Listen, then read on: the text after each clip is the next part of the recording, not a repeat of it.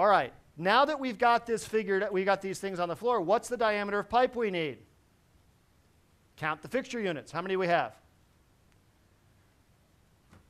I got 8 over here, 11, and 4 is how many?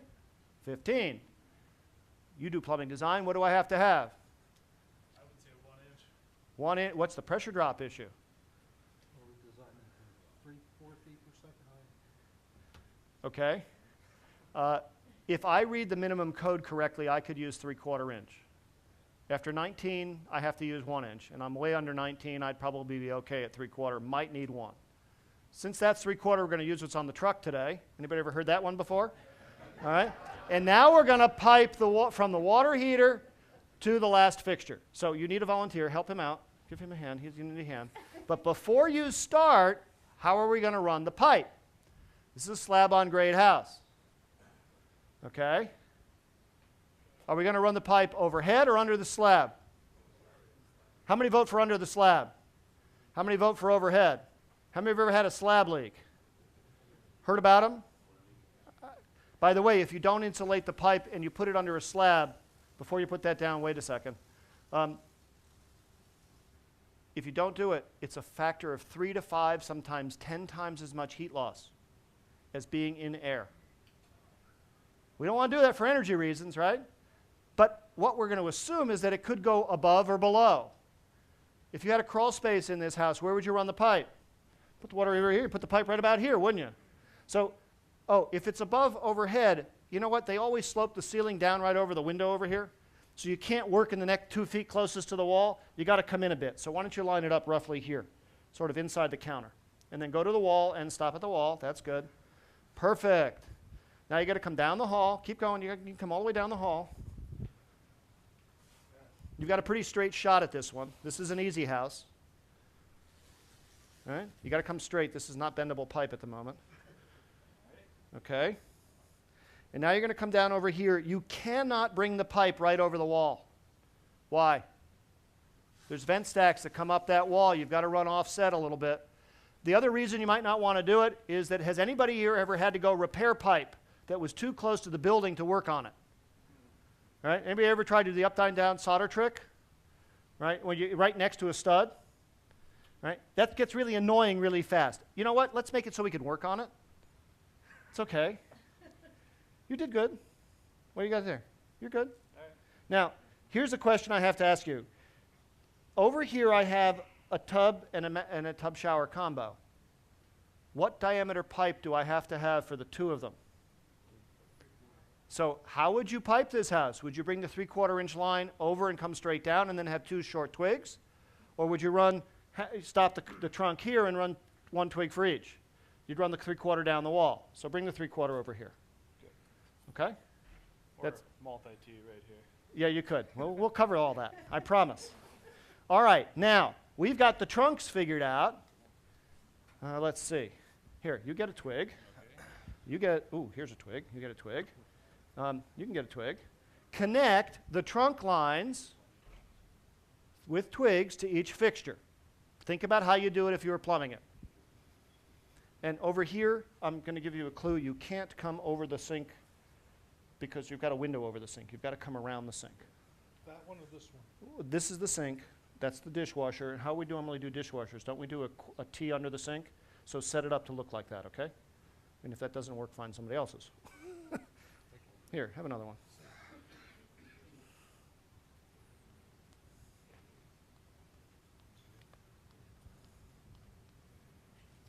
Here you go. This one has a window, that one doesn't. Right, so you, okay.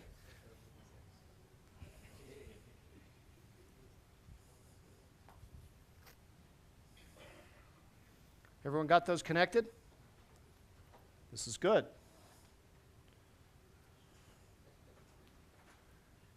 All right. Nice job. Looks good.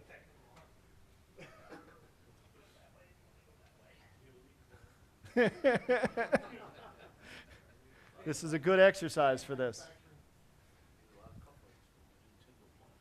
Yeah. It's great.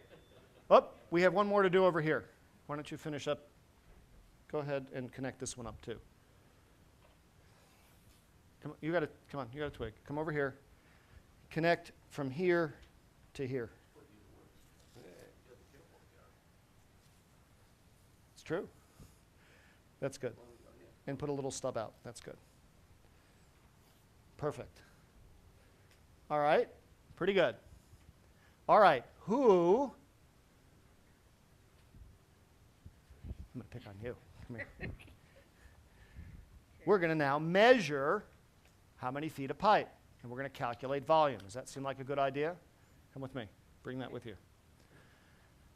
Starting at the water heater. If it's a gas-fired water heater, does it sit on a platform in a garage? Right? How? It doesn't have to anymore, But often it does, right? Hey, I don't want the car to run into it anyway. I mean, let it run into the piece of wood underneath, right? So we've got the water heater over here, right? You've got to come, the water heater at the top of the water heater is about 7 feet off the floor, right? Is that about right? How tall is the first floor in a typical home? Anything built before 1960, that's the right answer. How about today? 9, 10 feet.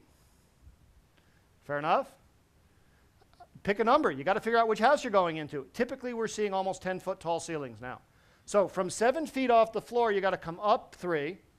And this water heater is actually pretty nice, but you got to go over a foot and in a foot before you can get here. Would you add 5 feet to that, please? Just roll it and you'll see it happen. It's the black one you're looking for. Okay. Just keep going. You got 1. All right, you got it. Keep going. Get to 5 and stop. We're going to preload it with 5 feet of pipe. Does that seem fair? To get from the water heater right up to the wall. By the way, if it was going into a crawl space, you'd still be at 7 feet off the floor. You'd have to come down 7 and over a couple. It's almost 10 feet. Fair enough? All right. Now, starting from the wall right here, come to the first tee and stop. Tell me how many feet we have. We have 11.4. Call it 11. It's close enough. Okay. How many cups is that, folks? It's 2.5 per cup. So it's a little over 4, not quite 5. Fair enough?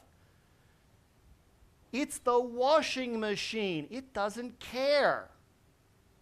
But we always put the washing machine as close to the water heater as we can do it, don't we?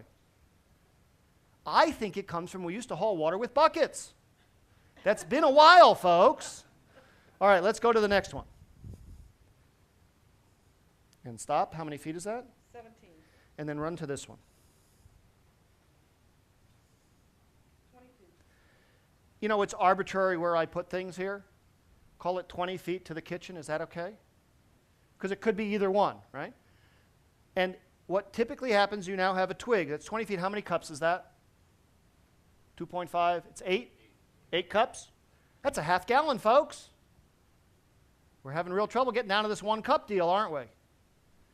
So we're at half a gallon, and now we have the twig. How long is the twig? Don't measure it. Just wait. How long is the twig, folks?